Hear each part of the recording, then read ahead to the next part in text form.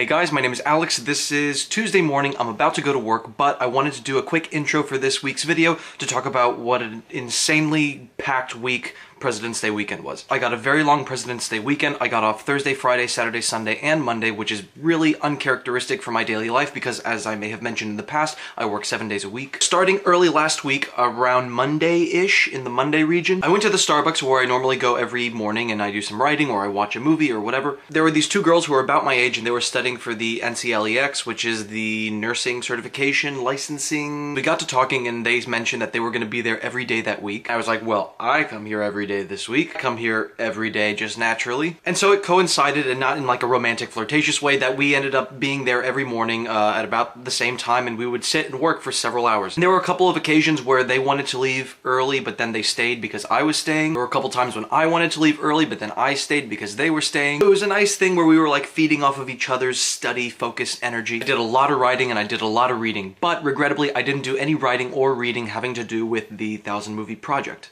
But also what I was reading all week it was nothing to do with the Stephen King project, it was nothing to do with the Thomas Pynchon project. I was rereading the first two volumes of Mark Z. Danielewski's new series, The Familiar. It's a great series. The fourth of an anticipated 27 volumes just came out this past week. The reason I was marathon reading those first two 800-page volumes is because I got to meet Mark Z. Danielewski at a book signing down here in Miami on Friday night. The most eventful aspect of the past 7 days was that on Monday night, I got an email from a literary agent that I had queried. I think I've mentioned in the past in videos that I may have deleted because I'm not really great at talking about it, that I've written 2 novels at this point. The first one was an embarrassing amateur effort. It ended up being 500 pages. It took 3 years. I got like 70 rejections from it. Then last year I wrote another novel and it went through a few drafts and then I've been sending it out to agents. It's been rejected by 30-something. Anyways, I got to talking about that book and the whole like querying process with Steve Donahue over at Steve Reads. He kind of motivated me to start sending it out to agents again. But yeah, so on Saturday I sent out a bunch of queries again,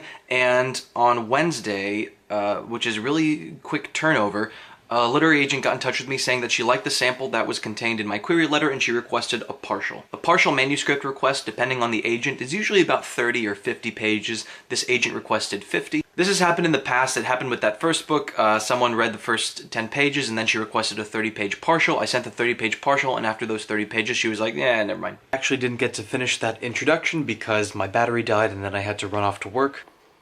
It was a 17,211 step kind of day. And now I'm home, I'm in bed. I just placed an order on eBay for a movie from, I think, 1935 or 1937 called Make Way for Tomorrow, which I can't find on any streaming service. Now I just heated up a pizza, and I'm gonna sit down to watch Bringing Back Baby. I have before me now 1/2 of a bottle of 2013 Franciscan wine, 1/2 of a frozen DiGiorno pepperoni pizza, a notebook, candle, and I'm getting ready to watch Bringing Up Baby. And I'm heading to Starbucks, and only now as I see my face in the screen do I realize how jarringly white I am without the beard. I watched about an hour and 10 minutes of Bringing Up Baby last night, so I've got about a half hour to go. I'm gonna tinker with tomorrow's post, Thursday's post, for the website, and then I'm gonna do some writing. So I'm almost done setting up tomorrow's post. As you can see, I'm fortunately still like 80 movies ahead on the list.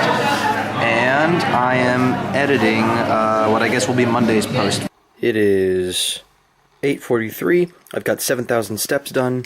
Anyways, I printed out and read this 20-page news story from Rolling Stone that they wrote in like 1979, right after the massacre happened. And I was really surprised to find that that movie, The Sacrament, from a couple years ago, it was directed by Ty West. But I didn't realize it's like a modernized play-by-play of everything that actually happened once some reporters and I think a congressman went to check out what was going on in the Jonestown settlement in Guyana.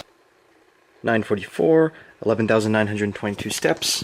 Okay, it's 10 o'clock. I just showered, I'm doing some laundry, and while I wait for the clothes to finish, I'm gonna be watching this, The Bitter Tea of General Yen. The Bitter Tea of General Yen came out in 1933, and currently in the project, I'm supposed to be up to 1939. However, there was first the issue that I could not find this movie on the internet. I couldn't find it, like a coherent version that wasn't sped up. Ultimately, I googled it, and I saw that there were some DVDs, but then I opted to buy a VHS copy for pretty cheap off of Alibris.com. However, I had forgotten that the last time I used Alibris was when I bought and sent a book over to Katie at Chapter Stacks last year. Having not thought to change the address, my VH copy of The Bitter Tea of General Yen was sent over to Katie.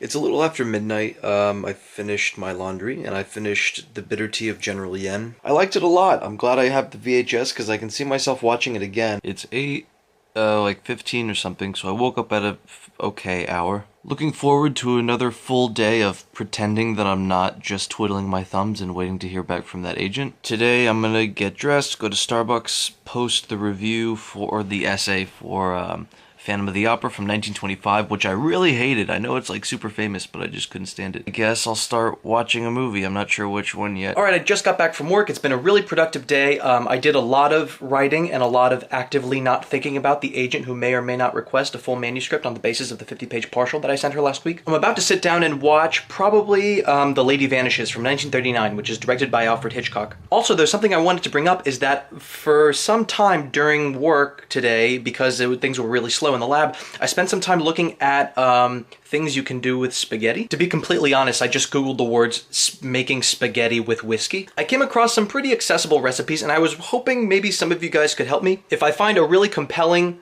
recipe or a bit of whiskey pasta advice in the comment section, I would really appreciate it, and I'm most likely going to film myself trying to cook it. Got some Thai food, notebook, mango, a dog, a beer, candle, and now I'm getting ready to watch The Lady Vanishes. It's about 10:30. I spent some time on the treadmill. I got about 2,000 steps in, which is great because I normally get to Starbucks, where I am right now, at around 10:30, and I've got like 600 steps to my name. So I guess in this video I watched Bringing Up Baby from 1938, which I really didn't like that much. Not because it's a bad movie, it's clearly a perfectly competent movie. It's just that kind of harmless romantic comedy where you can tell right from the outcome, not only how it's going to turn out, but you can tell that there's not really going to be any sort of, I don't know, serious consequence to anything. Then from 1933, I watched The Bitter Tea of General Yen, which I really liked. I didn't love it. And then last night, finally, I watched The Lady Vanishes from 1939. I really, really liked it. It's definitely up there with the 39 Steps. I totally see why it's in the book. It really kept me guessing all throughout the movie, and I'm kind of surprised to think that the movie is like 80 years old, and it still kept me guessing. It still surprised me at the end. This has been a pretty okay batch of movies. Hopefully the next 3 will be a little more interesting. And yeah, once again, thanks for watching.